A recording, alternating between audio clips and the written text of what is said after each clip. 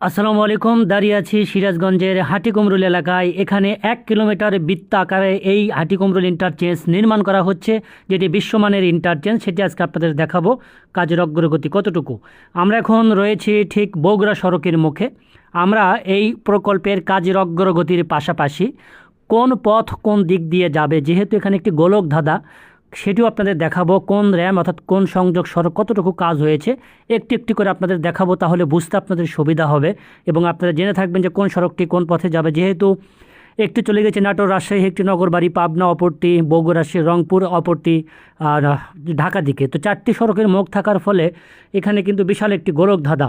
তো সেটি আপনাদের দেখাবো। আমরা এখন বগুড়া সড়ক ধরে অর্থাৎ বগুড়া দিক থেকে যারা ঢাকা দিকে যাবেন, আমরা এখন ঢাকার দিকে যাচ্ছি। হাতের বাম পাশে সার্ভিস লেন দিয়ে যান চলাচল করছে, যেহেতু মূল লেনটি এখন পর্যন্ত সমাপ্তি হয়নি, যার ফলে সার্ভিস লেনে যানবাহন চলাচল করছে। আর ডান পাশের লেন দেখতে পাচ্ছি, এটি ঈদের কয়েকদিন আগে চালু করে দেওয়া হয়েছিল, যাতে ঘরমুখো মানুষ নির্বিঘ্নে চলাচল করতে পারে এবং এই হাটিকুমরুলে যেন কোনো যানজটের সৃষ্টি না হয়। তো আমরা দেখতেই পাচ্ছি জায়গায় জায়গায় থেমে থেমে কিছু কিছু র্যাম ইতিমধ্যেই দৃশ্যমান হয়েছে, উকি দিচ্ছে। 1998 সালে বঙ্গবন্ধু সেতু, পূর্বের নাম বর্তমানে যমুনা সেতু, চালু হবার পরে এই এলাকার ওপর চাপ কিন্তু অনেক অংশেই বেড়ে যায় যানবাহনে। তারপর থেকে কিন্তু থেমে থেমে যানবাহন, বিশেষ করে ঈদে ঘরমুখো মানুষের ভোগান্তি কিন্তু অনেকটাই চরমে ছিল, অর্থাৎ কয়েক কিলোমিটার পর্যন্ত ছড়িয়ে যেত যানজট। কিন্তু এই ঈদে কিন্তু সেই দৃশ্যটি দেখা যায়নি এই ইন্টারচেঞ্জের কারণে এবং কয়েকটি পথ খুলে দেওয়ার কারণে। আশা করা হচ্ছে আগামী দিনগুলোতে সেই সমস্যা বা সেই দৃশ্যটি আর চোখে পড়বে না, যখন পুরোপুরি এই ইন্টারচেঞ্জের কাজটি সম্পূর্ণ হবে। তো এখন আমরা দেখব ঢাকা দিক থেকে এসে যারা নগরবাড়ি পাবনা দিকে যাবেন তাদের লেনটা একটু আপনাদের দেখাতে চাই। এই যে দেখুন, এই লেনটি হবে ডাইরেক্ট লেন, অর্থাৎ নগরবাড়ি পাবনা দিক থেকে যারা যাবেন তারা উপর দিয়ে যাবেন, অর্থাৎ ঢাকা দিক থেকে এসে নগরবাড়ি পাবনা দিকে যারা যাবেন তারা এটির উপর দিয়ে যাবেন। এটি আইগাটার উঠানো হচ্ছে। আর বাম পাশে সার্ভিস লেন, বর্তমানে সার্ভিস লেন দিয়ে যানবাহন চলাচল করছে।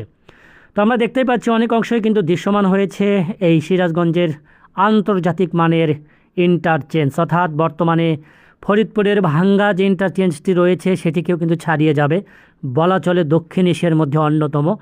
1 কিলোমিটার, বুঝতে পারছেন, এক সড়কের মাথা থেকে আরেক সড়কের মাথার দূরত্ব প্রায় 1 কিলোমিটার। তাহলে কত বড় একটা ইন্টারচেঞ্জ হচ্ছে, সহজে কিন্তু এটি অনুধাব করা যাচ্ছে। তো দর্শক, আমরা এখন যারা নগরবাড়ি পাবনা দিক থেকে নাটোর রাজশাহী দিকে যাবেন, অথবা ঢাকা দিক থেকে এসে যারা নাটোর রাজশাহী দিকে যাবেন, তাদের জন্য এই যে লেনটি, অর্থাৎ রাজশাহীমুখী লেনটি, আর বামের যে সার্ভিস লেনটি ব্যবহার করা হচ্ছে সেটি মূলত বর্তমানে চালু। আর উপর দিয়ে যারা নগরবাড়ি পাবনা দিক থেকে এসে নাটোর রাজশাহী দিকে যাবেন তারা এই লেনটি ব্যবহার করবেন। তো আমরা এখন নাটোর রাজশাহীর রাস্তার মুখে রয়েছি, সেদিকে একটু দেখিয়ে তারপর আবার টান নিয়ে যারা নাটোর রাজশাহীর দিক থেকে এসে ঢাকা দিকে যাবেন সেটি একটু দেখাতে চাই। তারপরে ভিডিওটি শেষ করে দেব। মাত্র 5 মিনিট 1 সেকেন্ডের একটি ভিডিও। বর্তমানে এই প্রকল্পে কাজ কিন্তু খুব জোরসোরেই চলছে। 2022 সালে এই প্রকল্পটি চালু হয়েছিল। প্রায় 750 কোটি টাকা ব্যয়ে নির্মিত হচ্ছে এই আন্তর্জাতিক মানের ইন্টারচেঞ্জ।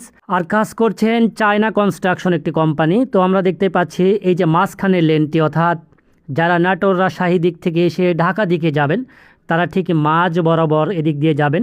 এই দিকেও দেখতে পাচ্ছি পিলার দৃশ্যমান, পিলারের উপর আইগার্ডারগুলো উঠানো হচ্ছে।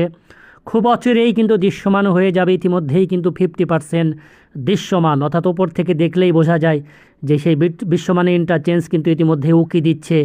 উত্তরবঙ্গবাসীর যে গলার কাটা ছিল এই সিরাজগঞ্জে হাটিকুমরুল এলাকা, সেটি কিন্তু থাকবে না, অর্থাৎ নিরবিচ্ছিন্ন যোগাযোগ ব্যবস্থার অগ্রগতি সেটি কিন্তু সরজমিনে আমরা দেখতেই পাচ্ছি। সামনে গিয়ে ভিডিওটি শেষ করে দিব, অর্থাৎ ঢাকামুখী রোডে।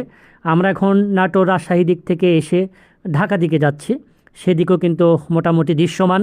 আর অল্প কিছু কাজ বাকি রয়েছে, তারপরে কিন্তু পুরো দমে কার্পেটিং করা হবে। এছাড়াও এই এলাকায় যে লাইটগুলো স্থাপন করা হচ্ছে, যেটি আমরা সাধারণত দেখে থাকি বিমানবন্দরের সামনে লাইটগুলো দেওয়া থাকে, সেই লাইট কিন্তু স্থাপন করা হচ্ছে, একেবারে আলোকিত হবে। সেই মুখরিত এক সময়ের এই হাটিকুমরুল এলাকা সেটি কিন্তু এখন আর নেই, অনেকটাই শুনশান নীরবতা পালন করছে। দর্শক, আজকের মতো এখানে বিদায় নিচ্ছি। ভালো থাকবেন, সুস্থ থাকবেন, আল্লাহ হাফেজ।